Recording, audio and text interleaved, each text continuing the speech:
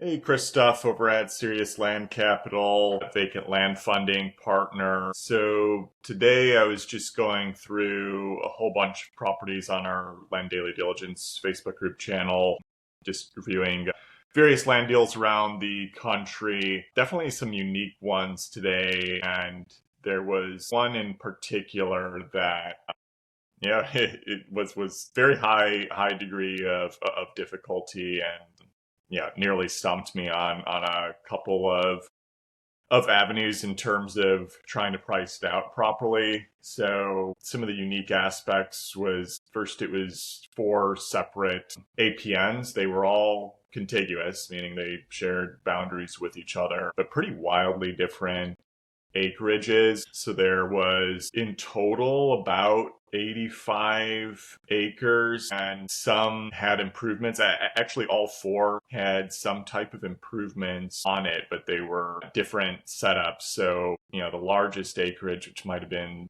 50 some odd of the 85 acres, had a foundation placed for a 7,000 square foot house on it, septic and well already installed, but no further development on it. Pretty nice terrain overall. Where the improvements were was pretty flat land overall. There was a bit of a dip past the main road frontage area where most of the building would occur, but overall pretty solid terrain that could be buildable for most areas of this full acreage. And then the second largest piece, again, maybe roughly another 20-ish plus acres, had a standing barn much deeper into the property. And that seemed to be in good shape. Unclear if it was actually housing any personal property or anything. That's a bit hard to tell from aerials, but perhaps. Uh, and then there were two smaller properties. One was roughly 4 acres, though the current sellers wanted to subdivide off roughly an acre and a half of that property that has a standing home on it. And so then they would just sell the landlocked portion. Well, landlocked just for that unique property, but since it's contiguous with the remainder of the parcels, it would have road access so long as it's sold with the one next to it. So then you're looking at another 2 acres there. And then there was another smaller acreage piece, I think again, sub 5 acres, roughly on that parcel. That one was purely vacant land. And so when I'm assessing something like that, there's so many different variables to consider there. And also a little bit more background knowledge is that the current sellers, and I don't know what price they were asking for on this, but the current sellers had recently bought all of the parcels, but not all at once. So some were bought as recently as 2019, some even as recent as 2022. So usually, if something is being sold, or a seller has acquired something within the last 5 years, I'm generally quite skeptical about their level of motivation, and whether I might be being sold like a false bill of goods here, a lemon that is just unexpected. Are they truly motivated because they just gave up on their initial plans for the property, ran into money issues, or figured something out about the property that indicated it is not possible to actually complete their plans, or it ended up being like much more expensive than they anticipated halfway through. I don't know, but those are always open questions whenever I see situations like that. And in my experience, very, very rarely you're going to get a good deal from a seller who's purchased within the last 5 years. There can be exceptions if you see a value add opportunity, like a possible subdivide, or if you're really looking to develop a property even further horizontally or vertically, or both. That could be more viable, where you could just buy off market, for instance, for somebody who had just purchased a larger parcel previously without planning to improve it. So those are avenues that are going to be exceptions to what I just mentioned. But nevertheless, you'd still want to be careful and understand, again, the seller's motivation. And maybe they did explore some of those value add opportunities, just didn't work out for whatever reason. So always just want to try to glean more info there. So, like, for example, this 85-acre piece that we were looking at, I mean, the fact that they had bought within the last 5 years, had a full foundation laid out for a 7,000 plus square foot house with utilities already installed there, something tells me that something must have significantly changed within their financial wherewithal, or maybe some family dynamic there. So I would be really cautious about, okay, what exactly happened? Because that's an obvious value add if you can purchase it at the right price. Account for the premium that they might be looking to get on the property. But if the comps are supporting, there's room here, especially maybe you could get a wholesale agreement if you can't get a full flip equity type percentage on the deal.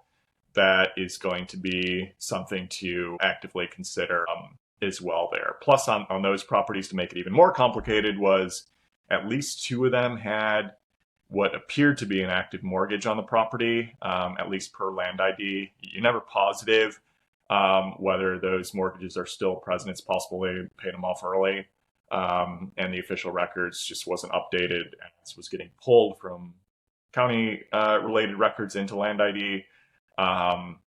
Or they might be willing to pay off the mortgage with the price that you're paying them and pay out of their proceeds. That's always going to be best case, assuming you can still get a good deal inclusive of the mortgage within proceeds. But I've seen some sellers where it's like, no, I want this price plus you need to pay off my mortgage, which virtually never works in terms of making the deal attractive enough.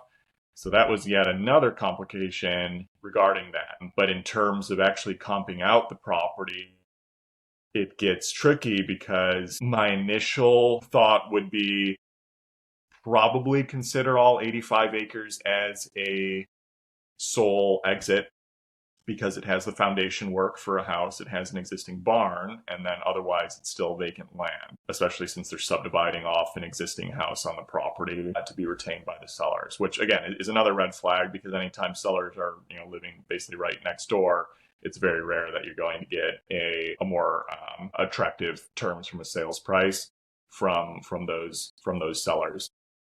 Or the option is to utilize the existing parcel delineations, and do we try to sell a 5-acre piece that's purely vacant, and then a 60 plus acre that has the foundation for the house, and then a separate acreage with a barn on it?